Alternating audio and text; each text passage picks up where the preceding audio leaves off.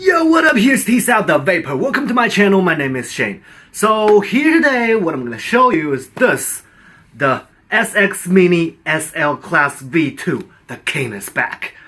Well, the king is back? No. The king should be this one, the G Class V2, right? So SL V2, probably the queen, the general, the minister. Forget it. Cut the crap, let's get down to the table. Alright, so there's actually two different versions of this SL2 mod. Bro, please. One is this, the original, and the other one is a limited version, a joint version, worked together with me, the Vapor. But this version is only for my fans in China, and you're not able to find it anywhere else in other countries. So we should probably just take a quick look at it, then focus back on the original version. So SL2 is a 21700 18650 switchable device, goes up to 100 watts, powered by Yihi's newest chipset, this one, SX730J, which is used to replace the older 485J chips. One thing I wanted to emphasize is that all new chips from Yihi had already solved the problem of battery level leakage, which means the battery level may slowly drops down even if you are not using it. For example, when I'm using this one, the Jew by IFMod, it was powered by 485J chips. So battery life is actually feel like only 2/3 of DNA60 devices. That's because previously Yihi wants their devices to fire as quick and powerful as possible, so they made their quiescent current higher than DNA chips, just like a car engine with higher idling. And at the same time, even if the box is hibernating, it seems that the screen is black, but no, the screen is actually always lighted on a lowest brightness, unless it's completely powered off. So on all these new devices like SL2 and G-Class V2, they had changed the former logic, so battery level leakage problem was already 100% solved. Oh, and I'm gonna post this video, the review of G2 will probably meet in several days. So these are the packages of SL2, limited version, original version, and let's do the unboxing. Oh, whoa, damn. It was my cat, I'm sorry. So inside the box, there's gonna be device, warranty cards, and user manual, and USB cable. And there is one more accessory on this limited version. It's gonna be this, bigger ring. The 510 connector structures and locations are different between these two versions. On the original version, it's gonna be like this, a 27mm platform. And on this version, it's going to be a 22mm bigger ring and a flat bigger ring for 23, 24, or even bigger ATIs. These are definitely not small devices because it uses 21700 batteries. It feels really tough in hand. Yeah, and these curves and screws feels not bad. And fire button. Oh, it's resilient. It's tough and clicky, but not too solid. Feels like a Olin stamper maybe.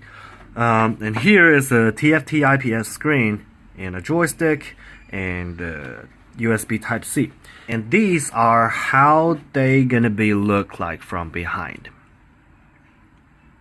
And oh, there's serial number and warning marks right here. And the battery door is really big, easy to grab and screw. And there's a 18650 battery tube inside. So the size of the mod and weight of the mod, bare device with 21700 battery, and a full ATI, with 18650 battery and ATI. And let me show you something about the materials. 1, 2, 3, 4, 5. These are stainless steel, and this is zinc alloy. And here is some kind of special plastic, and this is aluminum. and this aluminum part decides the color of this device. And on original version, you can choose black or gunmetal Tang Dynasty patterns, or without any patterns, but in different colors. Let's put a battery in. So, let's look at the screen. This little stripe with different color and this little number in percentage is your battery level. These letters and these stripes are your flavor curves, and you can adjust them by pushing the joystick down. This tiny number is a puff counter, and here's the power level display: wattage, voltage, or bypass, or temperature limited mode. And here's coil resistance. And on VW mode, here is wattage if here is voltage, and here's gonna be the current. And on temperature control mode, here's gonna be voltage, here's gonna be your degrees, and here is gonna be a wattage to replace the flavor curves. But the flavor curves are still available. Yes, I mean, if you do temperature control on this mod, you can still use those curves to do some flavor trimmings at the same time. That's another new function on Yihi newest chipsets, and it's really useful. I love it. If you want to enter temp control mode, you will need to enter the menu first. 2 ways to get into the menu. Click the fire button 5 times, or by pushing the joystick to the right and hold for 5 seconds. I actually prefer the second way because sometimes I click the fire button a little bit too slow, so it locks the device for me, which I wasn't meant to. So I don't really like the logic here. In the menu, you can shut down the mod, and you can choose the mode. Oh, there's no bypass. Okay, I'm sorry, there's no bypass. And for this temperature control mode, we're gonna talk about it later. It's really important. Let's see. Here's a puff counter. Here's tweaks. You can adjust brightness, reset all settings, and you can set your average room temperature. This is actually important, and I suggest you to adjust this option correct, unless you do not use temperature control mode at all. And this auto power, well, this option actually made me a little bit confused at first. I didn't understand what it means, so I asked the engineers of Yihi, and they told me that it's actually auto resistance sense. So if you turn this option off, the mod stops asking you if you are using a new ATI with different coil resistance. So I suggest you always turn it on. And back. And here are statues. Here are temp units from centigrade to Fahrenheit, and screen timeout. I'm gonna set it to 30 seconds. Okay, here's all the things in the menu. So here comes the big one, temp control. If you are not interested at all, you may click the cross and exit this review, but to tell you the truth, if you don't do temp control on this mod, I would actually kind of think it's a waste. I'm not saying that you must use temp control, because I know there's less and less vapors use this function, but I still want to suggest to you at least have a try on this SL2, or maybe on G2. One reason is that you can run temp control and flavor curves at the same time on them. And the other one is that on Yihi newest chipsets, including this one on SL2 and the one on G2, they just literally redefined this thing that we call it temp control. They separate it into 2 different modes, dynamic and constant. On constant mode, it's just a normal temp control, but on dynamic mode, it automatically sends the statue of the coil and does real-time calibrations for you and gives you a periodic boosting or weakening to the output power. Just like in AI Housekeeper, to make sure everything goes right. Every puffs are fresh. So let me show you about this. Come on. Get into the menu, choose mode, choose temp, and you can choose dynamic or constant. I'm gonna use dynamic. NIFE 30 coil in my Shure RTA. So manual TCR to 0.00320. Okay, this is the TCR of the NIFE 30 coils. Now, continue. Resample and lock.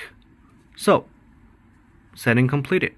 Then on the main interface, you can push the joystick and then push again and push right. Here's gonna be 5 different presets. It says cold, cool, normal, warm, and hot.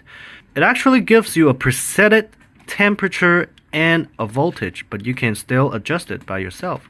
Like this one, maybe I want to make this temperature goes up to 220 degrees, but the voltage lower, like 3 volts. And then it's gonna automatically calculate the wattage for you and shows here. And then I may still wanna use some curves. So EQ1, edit, okay, exit. Alright, so device SXmini SL Class V2 AT short RTA designed by me and Bruce from BP Mods. Coil 28 gauge NIFE 30, diameter 2.5, 6 reps spaced. Juice pitch black by ROC. So let's take a few puffs. I'm doing MTL right now. It feels not bad, not bad. I'm gonna try some RDL. Oh man, that's good. You know what? The richness, the layers, the sweetness, the fragrance. Wow, everything feels just so right. Just right in place. For God's sake, I'm loving it. Right, so pros and cons. Pros, all those functions, temp control, flavor curves, and workmanship, stability, and no battery level leakage anymore. Cons, well, even if it's a 21700 device, it's still a little bit too big and a little bit heavy for a single battery mod. Let's compare it with a battery. Look, hey, obviously they could have made it smaller, aren't they?